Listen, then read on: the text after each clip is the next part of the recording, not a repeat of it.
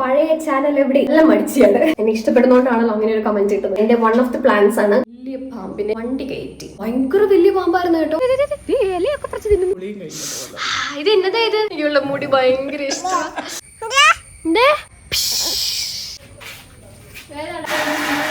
ഭയങ്കരമായിട്ട് ഈ ഒരു കളർ കോമ്പിനേഷൻ ഇഷ്ടപ്പെട്ടായിരുന്നു. Hello guys, welcome back to my YouTube channel life with Aruna.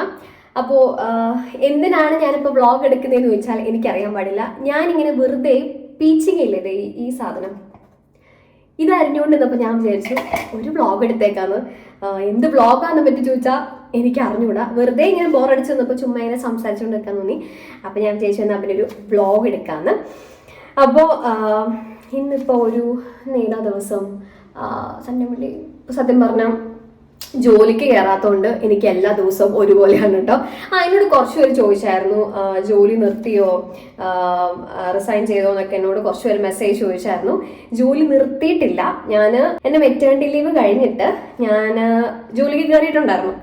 പക്ഷെ അത് കഴിഞ്ഞിട്ടും എൻ്റെ ഉറക്കം അങ്ങോട്ട് ശരിയാവുന്നില്ല, മൊത്തത്തിൽ അങ്ങോട്ട് സെറ്റ് ആവുന്നില്ല. ഞാൻ വേറെ ഏതെങ്കിലും വീഡിയോയിൽ പറഞ്ഞിട്ടുണ്ടോ എനിക്ക് ഓർമ്മയില്ല. പക്ഷെ എന്നോട് ഇൻസ്റ്റാഗ്രാമിൽ ഇതേപോലെ 2-3 പേര് മെസ്സേജ് ചോദിച്ചു കേട്ടോ, അതേപോലെ ജോലി നിർത്തിയോ, എന്ത് ചെയ്യുമോ എന്നൊക്കെ പറഞ്ഞ് ചോദിച്ചു. അപ്പോൾ അവരാരെങ്കിലും ഈ വീഡിയോ കാണുന്നുണ്ടെങ്കിൽ അവർക്കും കൂടി വേണ്ടിയിട്ടുള്ളതാണ്. അപ്പം നിർത്തിയിട്ടില്ല. അപ്പം ഞാൻ പറഞ്ഞു വന്നേ 6 മാസം കഴിഞ്ഞ് ഞാൻ ജോയിൻ ചെയ്തായിരുന്നു. പിന്നെ എനിക്ക് ഉറക്കം ശരിയാവുന്നില്ല, മൊത്തത്തിൽ ഒരു മൊത്തത്തിൽ അങ്ങനെ സുഖമാവുന്നുണ്ടായിരുന്നില്ല. അപ്പം ഞാൻ വിചാരിച്ചു എന്നാൽ പിന്നെ പയ്യൊരു ബ്രേക്ക് എടുത്തിട്ട് വരാമെന്ന്. അപ്പം അങ്ങനെ ഞാൻ ഒരു 3 മാസം വീണ്ടും ബ്രേക്ക് എടുത്തു. അത് കഴിഞ്ഞിട്ട് വീണ്ടും ഞാൻ ജോലിയിൽ കയറാൻ പോവാണ്. നെക്സ്റ്റ് വീക്ക് മുതൽ ഞാൻ വീണ്ടും റീജോയിൻ ചെയ്യും. അത് പക്ഷേ ഫുൾ ടൈം ആയിട്ടല്ല, ലൈക്ക് ഒരു ഹാഫ് ഡേ എന്നുള്ള രീതിയിലാണ് ഞാൻ കയറുന്നത്. കാരണം ഒന്ന് ശരിയായി വരുന്നതേ ഉള്ളൂ. ഇപ്പം രാത്രിയൊക്കെ ഇവിടെ ഫീഡ് ചെയ്യുന്നതുകൊണ്ടേ അത്രയ്ക്ക് അങ്ങോട്ട് സെറ്റായിട്ട് വരുന്നില്ല. അപ്പോൾ കയറി നോക്കാം, ഓക്കെ വരുമ്പോൾ ബാക്കി നോക്കാം എന്നുള്ള രീതിയിലാണ്. അപ്പോൾ തൽക്കാലത്തേക്ക് ഞാൻ ഹാഫ് ഡേ എന്നുള്ള രീതിയിൽ നെക്സ്റ്റ് വീക്ക് മുതൽ ജോയിൻ ചെയ്യും. അങ്ങനെ അപ്പോൾ അതാണ് എൻ്റെ ജോലി. എന്നോട് കുറച്ച് പേര് ഇതേപോലെ ചോദിച്ചിട്ടുണ്ടായിരുന്നു. അപ്പോൾ അവർക്കുള്ള റിപ്ലൈ ആണ്. പിന്നെ എന്നോട് ചോദിച്ചിട്ടുണ്ടായിരുന്നു എൻ്റെ പഴയ ചാനൽ എവിടെ, പഴയ യൂട്യൂബ് ചാനൽ എവിടെ, പുതിയത് എന്തിന് സ്റ്റാർട്ട് ചെയ്തു, എന്ത് പറ്റി കാണുന്നില്ലല്ലോ എന്നൊക്കെ പറഞ്ഞിട്ട് അങ്ങനെയും എനിക്ക് ഇൻസ്റ്റാഗ്രാമിൽ ഈ പറയുമ്പോൾ ആൾക്കാർ വിചാരിക്കും ഇതിന് മാത്രം ആൾക്കാർ ഇതൊക്കെ മെസ്സേജ് അയക്കുന്നുണ്ടോ എന്നല്ല ഞാൻ ഉദ്ദേശിച്ചത്. 1-2 പേരാണെങ്കിലും ഇതേപോലെ വെറുതെ കുശലാന്വേഷണം പോലെ ചോദിക്കാറുണ്ട്. അപ്പോൾ പഴയ ചാനൽ ഞാൻ നിർത്തിയിട്ടില്ല. പഴയ ചാനൽ എന്ന് വെച്ചാൽ ഞാൻ ആ ചാനൽ സ്റ്റാർട്ട് ചെയ്തിട്ട് എനിക്ക് തോന്നുന്നൊരു 2-3 കൊല്ലം മുന്നേ അങ്ങനെ എന്തോആണ് ഞാൻ ആ ചാനൽ സ്റ്റാർട്ട് ചെയ്തത്. അപ്പോൾ അന്ന് സ്റ്റാർട്ട് ചെയ്ത സമയത്ത് കൂടുതലും ഈ പറയുന്ന ബ്യൂട്ടി റിലേറ്റഡ് കോണ്ടന്റ്സ് അങ്ങനെയാണ് ഞാനതിൽ ഇട്ടുകൊണ്ടിരുന്നത്. അപ്പോൾ അതിൽ 12K അത് മോണിറ്റൈസേഷൻ എനേബിൾ ആയി 12K സബ്സ്ക്രൈബേഴ്സ് ഒക്കെ 12 point something സബ്സ്ക്രൈബേഴ്സ് എന്തോ ഉണ്ടായിരുന്നത്. പക്ഷേ ആ ഓഡിയൻസ് എന്നിൽ നിന്ന് എക്സ്പെക്ട് ചെയ്യുന്നത് കൂടുതൽ ഈ പറയുന്ന ബ്യൂട്ടി റിലേറ്റഡ് കോണ്ടന്റ്സ് അല്ലെങ്കിൽ ഡ്രസ് റിലേറ്റഡ്, കൂടുതലും ഡ്രസ്സിൻ്റെ ആണ് കേട്ടോ. ഞാനൊരു സാരി ഡ്രേപ്പിംഗ് വീഡിയോ ഒക്കെ ഇട്ടിട്ട് അത്യാവശ്യം നല്ല രീതിയിൽ അതിന് റീച്ച് പോയായിരുന്നു. അപ്പോൾ സാരി ഡ്രേപ്പിങ്ങും അതുപോലെ ഡ്രസ്സിൻ്റെ ഡീറ്റെയിൽസ്, അപ്പോൾ ഞാനൊരു ആമസോൺ ഹോൾ അല്ലെങ്കിൽ മിന്ത്ര ഹോളൊക്കെ ചെയ്ത് അത്യാവശ്യം നല്ല റീച്ച് പോകാറുണ്ട്. അല്ലാതെ ഈ വ്ളോഗ്സ് ഒക്കെ എടുക്കുമ്പോഴത്തേക്കും ഒരു എന്താ പറയുക, ഒരു 500 ആ ഒരു അത്രയും വ്യൂസ് ഒക്കെ പോകാറുള്ളൂ. അപ്പോൾ എനിക്ക് മനസ്സിലായത് ഇടയ്ക്ക് ചേച്ചി സംസാരിക്കുമ്പോൾ ഓക്കെ. അപ്പോൾ ഞാൻ പറഞ്ഞു വന്നേ ഇതേപോലെ ആമസോൺ ഹോളോ മിന്ത്ര ഹോളോ അങ്ങനെയൊക്കെ ഇടുമ്പോഴത്തേക്ക് ഒരു മിനിമം വ്യൂസ് കിട്ടുന്നുണ്ട്. അപ്പം ഞാൻ വിചാരിച്ചു, എനിക്ക് മനസ്സിലായത് അതിൽ വ്ളോഗ്സ് ഇട്ടാൽ ആൾക്കാർക്ക് ഇത് അവരിൽ നിന്ന് എക്സ്പെക്ട് ചെയ്യുന്നത് അതിൽ വ്ളോഗ്സ് അല്ല, ചാനലിൽ കൂടുതലും ഡ്രസ് റിലേറ്റഡ് അങ്ങനത്തെ സാധനങ്ങളൊക്കെയാണ് അതിൽ ഓഡിയൻസിന് വേണ്ടതെന്ന് എനിക്ക് തോന്നുന്നു. അപ്പം ഞാൻ വിചാരിച്ചു എന്നാൽ പിന്നെ വ്ളോഗ്സിന് വേണ്ടി വേറൊരു ചാനൽ സ്റ്റാർട്ട് ചെയ്യാമെന്ന്. അങ്ങനെയാണ് ഈ ചാനൽ ഞാൻ സ്റ്റാർട്ട് ചെയ്തത്. അപ്പോൾ എനിക്കിങ്ങനെ വെറുതെ ഇരിക്കാൻ ഇഷ്ടമല്ല. ഞാൻ ഈ 3 months എന്താ പറയുക ഒരു ബ്രേക്ക് എടുത്തപ്പോഴാണെങ്കിലും വെറുതെ ഇരിക്കരുതെന്ന് എനിക്കുണ്ടായിരുന്നു. അപ്പം അങ്ങനെയാണ് ഞാൻ വീണ്ടും ഒരു ചാനൽ സ്റ്റാർട്ട് ചെയ്യാം എന്നൊരു പ്ലാനിലൊക്കെ എത്തിയത്. എനിക്കെപ്പോഴും എന്തെങ്കിലും ചെയ്തുകൊണ്ടിരിക്കണം, പക്ഷെ നല്ല മടിച്ചാണ്, ചെയ്യാൻ മടിയുണ്ട്. എന്നാൽ വെറുതെ ഇരിക്കാൻ ഇഷ്ടമല്ലതാണ്. അതൊരു പ്രത്യേക ഒരു സ്വഭാവമാണ്. പക്ഷെ അതെങ്ങനെയാണ് മാറ്റണമെന്ന് എനിക്കറിയാൻ പാടില്ല. അപ്പോൾ അതുകൊണ്ട് ഞാൻ എന്തെങ്കിലുമൊക്കെ ഇങ്ങനെ ചെയ്യണം എന്നിങ്ങനെ കുറേ പ്ലാൻസ് ഉണ്ട്, ഒരുപാട് പ്ലാൻസ് ഉണ്ട്. നമ്മുടെ ലൈഫിൽ ഇങ്ങനെ ആഗ്രഹിച്ചുകൊണ്ടേയിരിക്കണം. പണ്ടൊക്കെ ഞാൻ വിചാരിക്കുമായിരുന്നേ ഇതേപോലെ ലൈഫിൽ എപ്പോഴും എന്തിനാ ബിസി ആയിട്ടിരിക്കുന്നത്, റിലാക്സ്ഡ് ആയിട്ടിരിക്കണം എന്നൊക്കെ. പക്ഷെ റിലാക്സ്ഡ് ആയിട്ട് ഇരിക്കണം, പക്ഷെ നമ്മൾ എപ്പോഴും റിലാക്സ്ഡ് ആയിട്ടിരുന്ന് കഴിഞ്ഞാൽ നമുക്ക് ബോറടിക്കും, നമുക്ക് ഒരുപാട് ചിന്തകൾ വരും, വട്ട് പിടിക്കും, തനി പ്രാന്ത് പിടിച്ചു. അപ്പം അതുകൊണ്ട് എൻ്റെ ഒരു അഭിപ്രായത്തിൽ നമ്മൾ എപ്പോഴും അങ്ങനെ എപ്പോഴും വെറുതെ ഇരിക്കണം എന്നല്ല, ഇടയ്ക്ക് നമ്മൾ റിലാക്സ്ഡ് ആയിട്ടിരിക്കണം. പക്ഷെ കൂടുതൽ സമയം നമ്മൾ എന്തെങ്കിലുമൊക്കെ എൻഗേജ് ആയിട്ടിരിക്കുവാണ് നല്ലത്. ഓക്കെ, അപ്പോൾ അതുകൊണ്ട് അതുകൊണ്ട് ജോലിയുടെ കാര്യമാണെങ്കിൽ ഞാൻ നെക്സ്റ്റ് വീക്ക് റീജോയിൻ ചെയ്യും. ചാനലിൻ്റെ കാര്യമാണെങ്കിൽ മറ്റേ ചാനൽ നിർത്തിയിട്ടില്ല, ഉറപ്പായിട്ടും ഞാനത് കൊണ്ടുപോകും. എല്ലാം കൂടെ കൊണ്ടുപോകാനുള്ള സമയം കിട്ടാത്തതുകൊണ്ടാണ് ഞാനതിൽ ഡ്രസ്സിൻ്റെ കോണ്ടൻസോ അല്ലെങ്കിൽ ബ്യൂട്ടി റിലേറ്റഡോ അങ്ങനത്തെ എന്തെങ്കിലും സാധനങ്ങളൊക്കെ ആയിട്ട് ഞാൻ ആ ചാനലിൽ വരുന്നതായിരിക്കും. പിന്നെ ഒരാൾ എനിക്ക് ഇതേപോലെ മെസ്സേജ് അയച്ചായിരുന്നേ. ഒരുപാട് പേര് അല്ലെങ്കിൽ 1-2 പേരൊക്കെ ഇങ്ങനെ മെസ്സേജ് അയക്കുന്നത് നമുക്ക് ഭയങ്കര സന്തോഷമാണ്. എന്നോട് എൻ്റെ ഈ ഒരു ചാനലിൻ്റെ താഴെ കിടപ്പുണ്ട്, ഏതോ ഒരു ഷോർട്സിൻ്റെ അണ്ടറിൽ കിടക്കുന്ന ഒരു കമൻറ്റാണ്. എങ്ങനെയോ റാൻഡമായിട്ട് എൻ്റെ പഴയ ചാനലിലെ വീഡിയോ കണ്ടു, പക്ഷെ അന്ന് സബ്സ്ക്രൈബ് ചെയ്യാൻ മറന്നുപോയി, പിന്നെ തപ്പിയിട്ട് കിട്ടിയില്ല. ഇപ്പം എൻ്റെ റാൻഡമായിട്ട് ഈ ചാനലിലെ വീഡിയോ കണ്ടപ്പോൾ സബ്സ്ക്രൈബ് ചെയ്തു എന്നൊക്കെ പറഞ്ഞ് എനിക്ക് തന്നപ്പോൾ ഭയങ്കര സന്തോഷമായി പോയി കേട്ടോ. അത് ആരാ കമൻറ്റ് ചെയ്തതെന്ന് എനിക്ക് പേര് ഓർമ്മയില്ല, പക്ഷെ താങ്ക് യു സോ മച്ച്. കാരണം എന്നെ ഇഷ്ടപ്പെടുന്നതുകൊണ്ടാണല്ലോ അങ്ങനെ ഒരു കമൻറ്റ് ഇട്ടത്. അപ്പം അങ്ങനത്തെ കമൻസൊക്കെ കാണുമ്പോഴത്തേക്കും എനിക്കൊരു ഇൻസ്പിറേഷനാണ്. അപ്പോൾ ഞാനിതിൻ്റെ ഇടയ്ക്ക് എൻ്റെ ടീച്ചിങ് അറിയുന്നുണ്ട്. സമയം ഒരു 1-1:30 ഞാനീ പറഞ്ഞ പോലെ എൻ്റെ സംസാരം കേൾക്കുമ്പോൾ നിങ്ങൾ വിചാരിക്കും എല്ലാം ഭയങ്കര അടുക്കും ചിട്ടയോടെ ഭയങ്കര പക്കയായിട്ട് ഹാൻഡിൽ ചെയ്യുന്നൊരു കൊച്ചാണ് ഞാൻ. അങ്ങനെയില്ല, ഞാൻ ഭയങ്കര മടിച്ചിയാണ്. പക്ഷെ ഞാൻ പറഞ്ഞില്ലേ, എനിക്ക് പലതും ചെയ്യണമെന്ന് ആഗ്രഹമുണ്ട്, എന്നാൽ അറ്റ് ദ സെയിം ടൈം മടിച്ചിയാണ്. കൺസിസ്റ്റൻസി തീരെ ഇല്ലാത്തൊരു കൊച്ചാണ് ഞാൻ. പക്ഷെ എനിക്ക് കൺസിസ്റ്റൻ്റ് ആയിട്ട് എല്ലാ കാര്യങ്ങളും ചെയ്യണമെന്ന് ആഗ്രഹമുണ്ട്. അപ്പോൾ കൺസിസ്റ്റൻ്റ് ആയിട്ട് എങ്ങനെ കാര്യങ്ങൾ ഹാൻഡിൽ ചെയ്യാം എന്നൊക്കെയാണ് ഞാനിപ്പോൾ പഠിച്ചുകൊണ്ടിരിക്കുന്നത്. അപ്പോൾ അങ്ങനെയൊക്കെയാണ് കാര്യങ്ങൾ. ഞാൻ പറഞ്ഞില്ലായിരുന്നു എനിക്ക് എന്തെങ്കിലുമൊക്കെ ചെയ്യണം, ഞാൻ ഒരുപാട് കാര്യങ്ങൾ എനിക്ക് പ്ലാനിലുണ്ടെന്ന്. അപ്പോൾ എൻ്റെ വൺ ഓഫ് ദി പ്ലാൻസ് ആണ് ഇവിടെ നമ്മുടെ വീടിൻ്റെ മുകളിലൊരു ടെറസ് ഉണ്ട്, പക്ഷെ വേറൊരു ബാൽക്കണി പോലത്തെ ഒരു സ്പേസ് ഉണ്ട് കേട്ടോ. പഴയ ഒരു ബാൽക്കണി സ്പേസ് ആയതുകൊണ്ട് തന്നെ എനിക്കത് ഭയങ്കര ഇഷ്ടമാണ്. ഒരു പഴമയുടെ ഒരു ടച്ച് ഉണ്ട് കേട്ടോ. എനിക്ക് ഈ വീടാണെങ്കിലും എനിക്ക് ഭയങ്കര ഇഷ്ടമാണ്. കാരണം ഒരു പഴയ വീടുകൾക്കൊക്കെ ഒരു പ്രത്യേക ഭംഗിയില്ലേ, ആ ഒരു ഭംഗി ഈ ഒരു വീടിനുണ്ട് കേട്ടോ.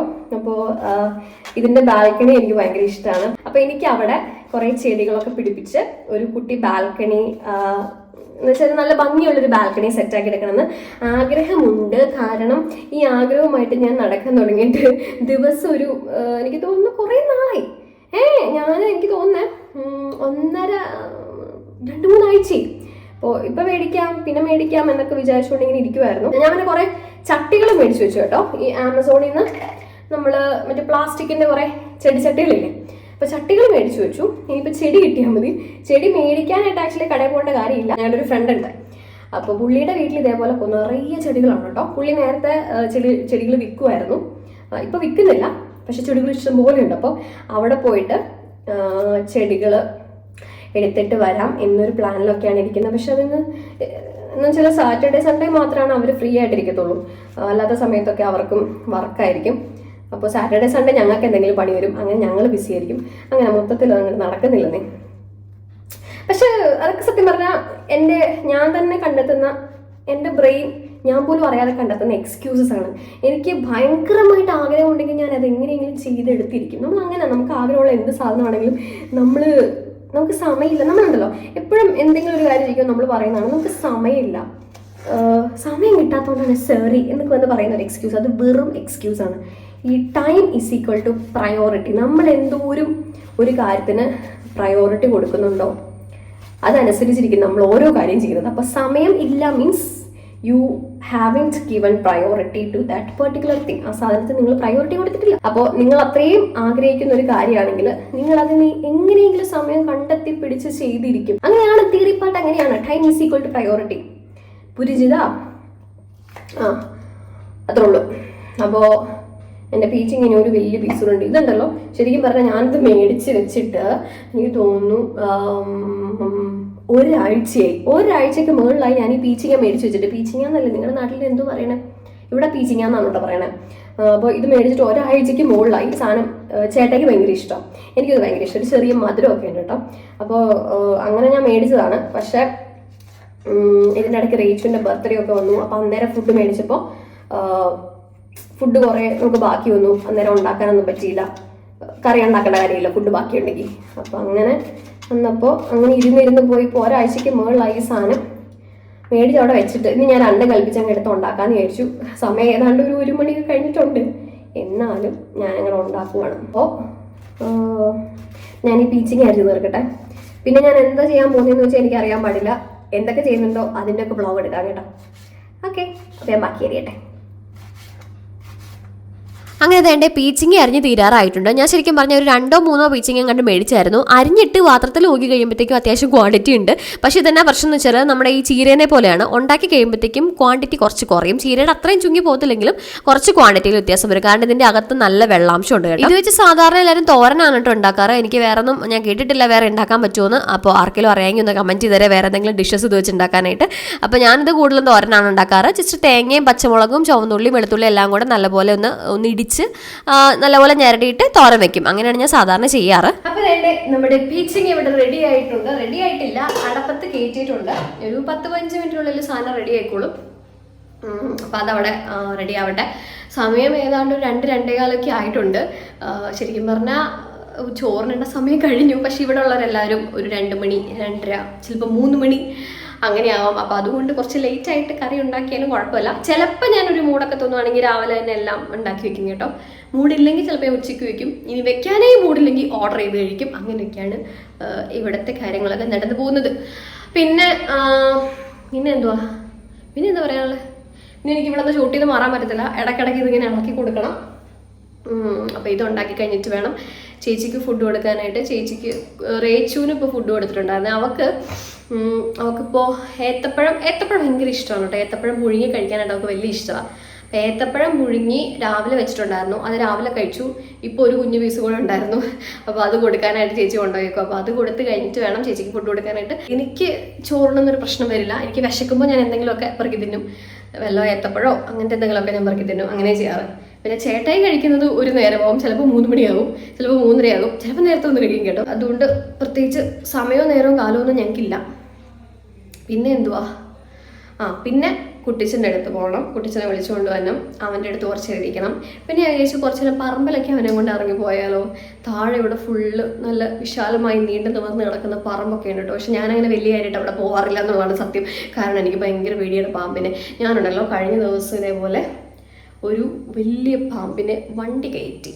എൻ്റെ ദൈവമേ, ഞാനുണ്ടല്ലോ എനിക്ക് വേറെ എന്ത് സാധനം എനിക്ക് കുഴപ്പമില്ല. പക്ഷെ ഈ പാമ്പെന്ന് പറയുന്ന സാധനത്തിനുണ്ടല്ലോ എനിക്ക് ഭയങ്കര പേടിയെന്നല്ല, അതിനെ കാണുമ്പോൾ എന്തോ ഒരു ഫീലാണ്. എനിക്കത് പറ്റില്ല. എനിക്കത് ഭയങ്കര ഏതാണ്ട് ട്രോമ പോലെയാണ് പാമ്പെന്ന് പറഞ്ഞാൽ.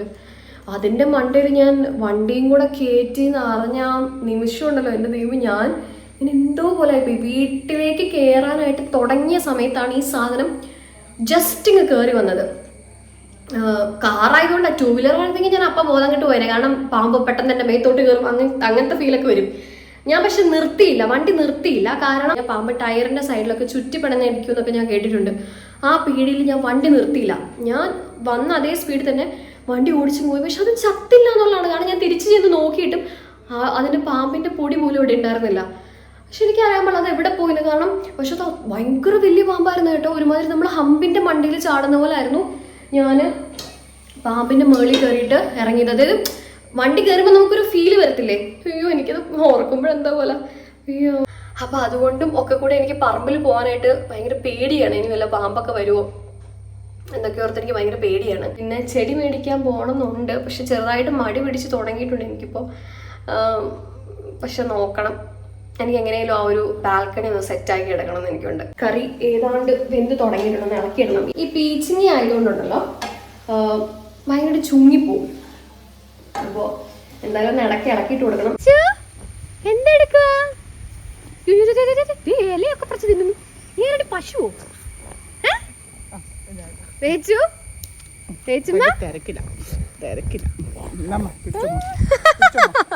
അമ്മയ്ക്കതാ കാട്ടെ. Thank you.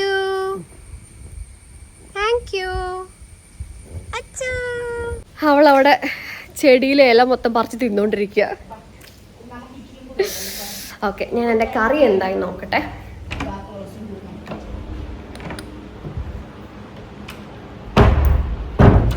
ഫാനൊക്കെ ഇട്ടിട്ടുണ്ട് ദൈവമേ. റേച്ചുവിൻ്റെ അടുത്ത് പോയത് തീ സിമ്മിലിടാൻ മറന്നു പോയെന്നേ. എന്നിട്ട് ചെറുതായിട്ടൊന്ന് അടുക്കി പിടിച്ചായിരുന്നു. ജസ്റ്റ് അടുക്കി പിടിച്ച് തുടങ്ങിയപ്പോഴത്തേക്കും ഞാൻ വന്നു. എന്നിട്ട് അടുക്കി പിടിച്ച സാധനം ഞാൻ എടുത്ത് മാറ്റി. വലിയ കുഴപ്പമില്ല, വേറെ വലിയ പ്രശ്നമില്ല. ഒരു മിനിറ്റും കൂടെ ലേറ്റ് ആയിട്ട് വന്നിട്ടുണ്ടെങ്കിൽ കരിഞ്ഞ് തവിട് പൊടിയായി പോയേനെ. ഇനി ഫുഡ് കഴിക്കട്ടെ. അപ്പോൾ ഞാൻ ചോറിനോണ്ടിരിക്കണം. ഞാനേ ഇടയ്ക്കിടയ്ക്ക് ഏത്തപ്പഴമൊക്കെ എടുത്ത് കഴിച്ചതാണ്. പക്ഷെ എന്നിട്ടും എനിക്ക് ഭയങ്കര വിശക്കുന്നു. മേ ബി ഫീഡ് ചെയ്യുന്നതുകൊണ്ടാവാം. പക്ഷെ പകല് ഞാൻ ആകെ ഇപ്പോൾ 2-3 പ്രാവശ്യമൊക്കെയാണ് ഫീഡ് ചെയ്യുന്നുള്ളൂ. ഞാനറിയില്ല, നല്ലപോലെ വിശക്കുന്നുണ്ട്. അപ്പോൾ ഞാൻ ചോറിനിട്ടെ. ചേച്ചിയും കൊച്ചും മുകളിലോട്ട് പോയിട്ടുണ്ട്. കുട്ടിച്ചിന് മുകളിലാണ്. ചോറൊക്കെ ഉണ്ട് കഴിഞ്ഞ് എനിക്കൊന്ന് മുകളിൽ പോകണം. പിന്നെ എന്താണ് പ്രത്യേകിച്ച് പ്ലാൻ ചെയ്തിട്ടൊന്നുമില്ല. ചേട്ടാ ഇപ്പോൾ ചോറിനാൻ വരുമായിരിക്കും. ഓക്കെ, അപ്പോൾ ബാക്കി ചോറിനിട്ടെ.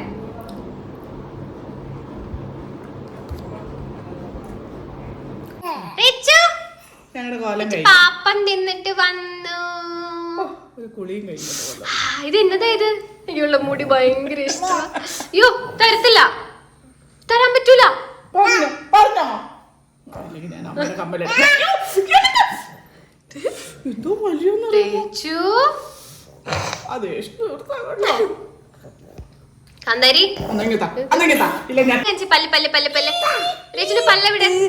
നാക്കല്ല പല്ലെവിടേടി, പല്ലെവിടേടി. നല്ല കടി കടിക്കും എന്റെ അമ്മേ. പല്ലെവിടുന്ന മോന്തൽ എക്സ്പ്രഷൻ കണ്ട കടിച്ചിട്ടിങ്ങനെ മുറിയുന്നില്ല.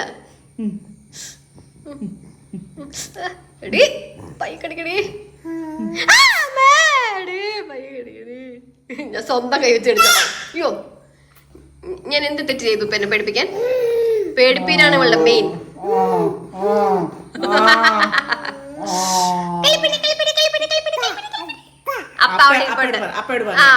നീ പറഞ്ഞു കൊടുക്കും. പുതിയ പരിപാടി ഇത് ആദ്യമായിട്ടാണല്ലോ കണ്ടത്. തന്തൂറില് എന്ത് ഭാഷയാണ് ഇത്?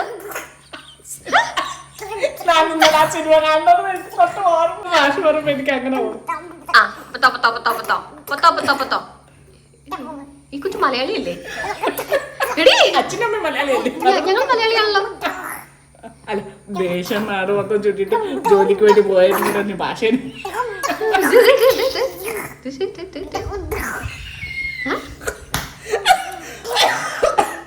ഏതാണ്ട് വലിയ കഥ പറയുവാണേ. കൈയൊക്കെ എടുത്താ പറയുന്നേ. മുടിയൊക്കെ വലിച്ചു പിടിക്കുന്നത്.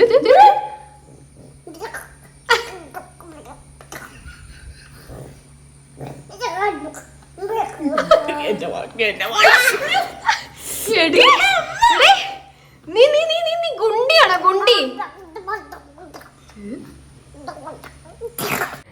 അപ്പൊ റേച്ചു ഫുഡൊക്കെ കഴിച്ച് ഡ്രസ്സൊക്കെ മാറി തലയിലൊരു തെങ്ങും വെച്ചോണ്ട് വന്നിട്ടുണ്ട് ഇല്ലേ? എനിക്ക് ഭയങ്കര ഇഷ്ടമുണ്ട് പിള്ളേർക്ക് ഇതേപോലെ തെങ്ങ് കെട്ടി കൊടുക്കാനായിട്ട് തലമണ്ടയിൽ. അച്ചടാ. ഓക്കെ, അപ്പോൾ ഞങ്ങൾ ചുമ്മാ ഒന്ന് ഉലാത്താൻ ഇറങ്ങിയിരിക്കുകയാണ്. ചേച്ചി ചോറുണ്ടോണ്ടിരിക്കുക. അപ്പോൾ ഇതിനെ ഞാനിങ്ങ് എടുത്തുകൊണ്ട് പോന്നു.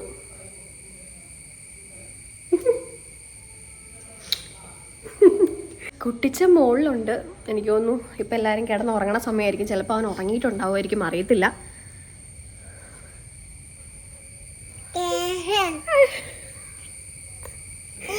ചുമ്മാ ചിരിച്ചുകൊണ്ടിരിക്കും ചിലപ്പോൾ, ഒരു കാര്യമില്ല. ജയിച്ചു ദേ ഹായ് പറഞ്ഞേ, ഹായ് ഗായ്സ് പറഞ്ഞേ. നമുക്ക് ഇവിടെ ഇരിക്കാം. ഇവിടെ എന്നെ ഇവിടെ ഇരുത്തുമെന്ന് എനിക്ക് അറിയത്തില്ല. ഇച്ചിരി ഇവിടെ ഇരുന്ന് നോക്കട്ടെ. ജയിച്ചു ഹായ് പറഞ്ഞേ. ഹായ്. ഇരിക്കൂല.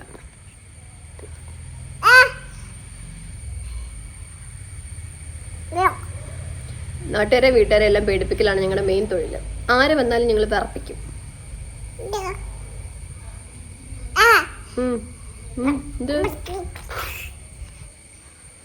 എന്ത് ഭാഷയാണുള്ളൂ പറയുന്നതെന്ന് എനിക്ക് ഒരു ഐഡിയ കിട്ടുന്നില്ല. ഇവിടെ ഞങ്ങൾ മലയാളം മാത്രം സംസാരിക്കാറുള്ളൂ. ഇനി ഇവിടെ ഏത് ഭാഷയും പറയണേന്ന് എനിക്കറിയാൻ പാടില്ല. റേച്ചു നോക്കിക്കേ, പിടിച്ചു നിൽക്കും കേട്ടോ. ഇപ്പൊ പയ്യെ പിടിച്ചു നിൽക്കും, പിടിച്ച് നടക്കും. പക്ഷെ മടിച്ചാ എന്നെ പോലെ ഞാൻ തോന്നുന്നു. ഇരിക്കത്തില്ല, ഒരു സെക്കൻഡ് അനങ്ങാതെ ഇരിക്കത്തില്ല. അപ്പൊ ഞങ്ങൾ പയ്യെ ഉലാത്താൻ ഇറങ്ങി.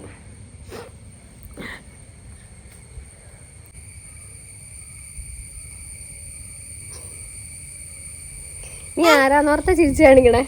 അവള് നോക്കുമ്പോ നേരെ ഏതോ ഒരു കുഞ്ഞാവ് നിൽക്കണം. റേച്ചു, ഞാൻ ഇവിടെ സ്റ്റാൻഡ് വെക്കാൻ പറ്റുമോ നോക്കട്ടെ.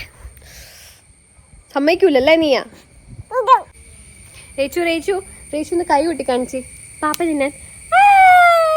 ഒന്ന് പ്രാർത്ഥിച്ചേ, കൈ കൂപ്പി ഒന്ന് പ്രാർത്ഥിച്ചേ. ഞങ്ങൾ ഭയങ്കര ഭക്തിക്കാരിയാ. ഈശോന്റെ ഫോട്ടോ കണ്ട ഉടനെ കൈ കൂപ്പും അല്ലേ റേച്ചു?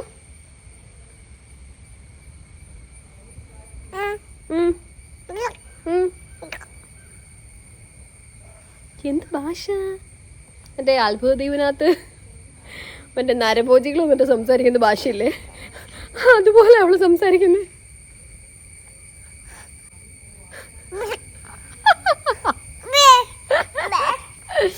എടി കള്ളിപ്പെണ്ണേ, തുപ്പലം വെച്ച് കൊമള ഉണ്ടാക്കുക, ഇതാണ് ഇപ്പോഴത്തെ ഞങ്ങളുടെ മെയിൻ ഹോബി. പല്ലിറുമ്പും ഭയങ്കരമായിട്ട്.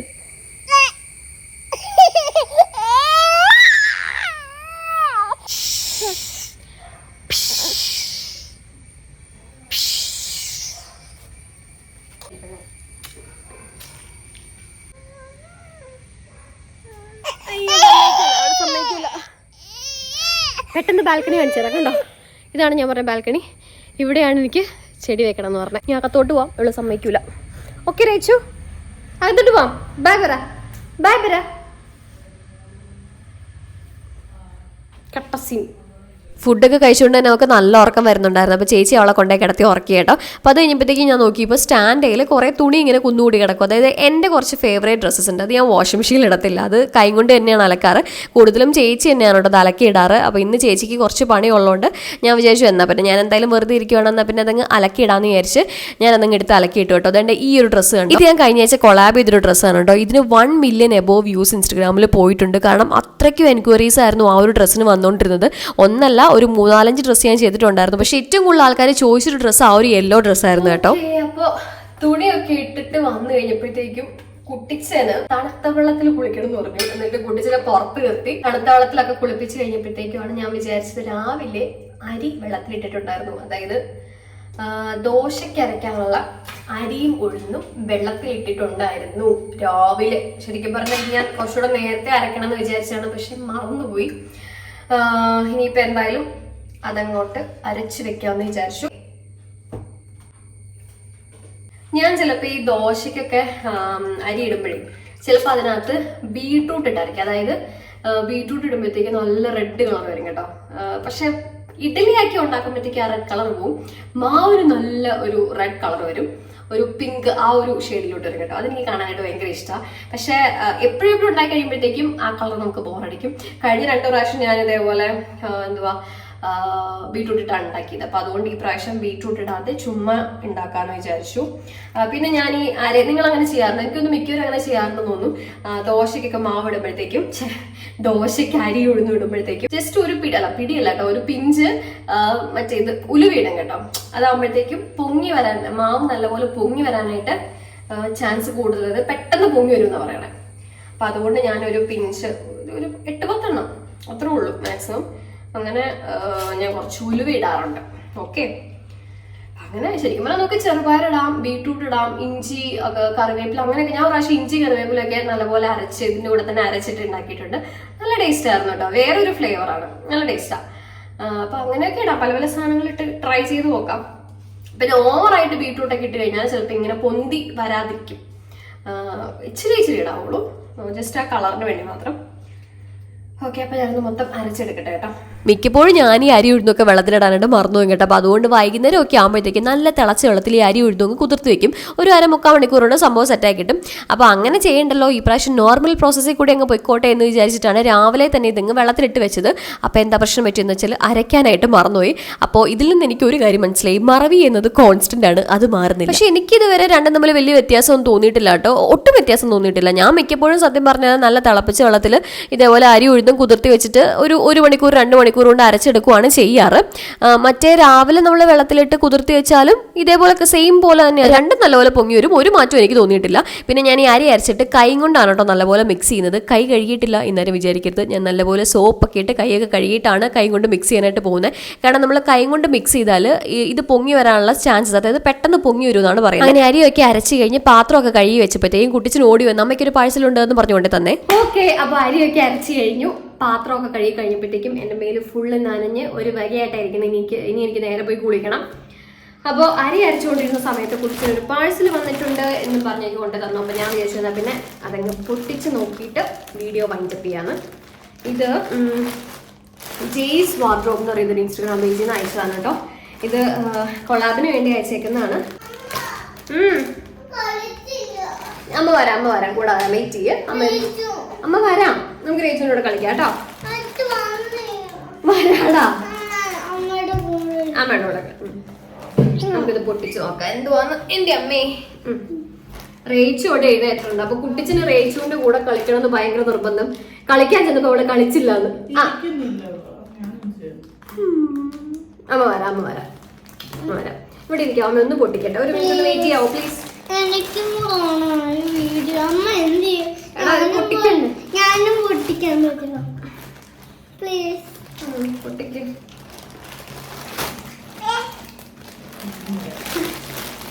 മതി പയ്യ ഇനി അമ്മ.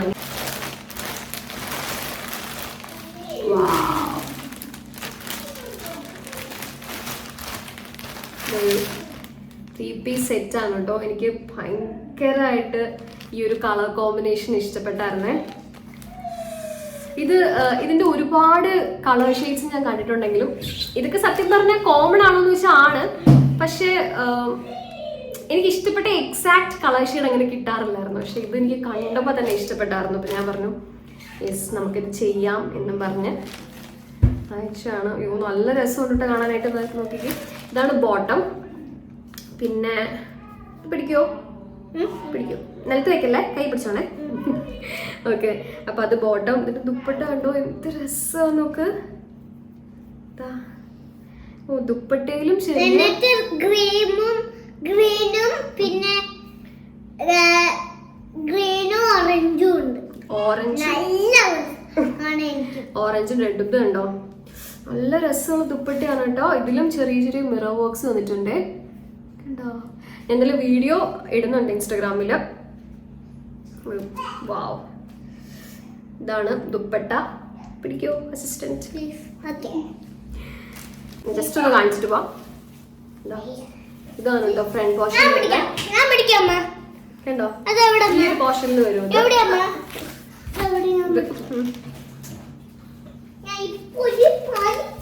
ഇങ്ങനെ വരും.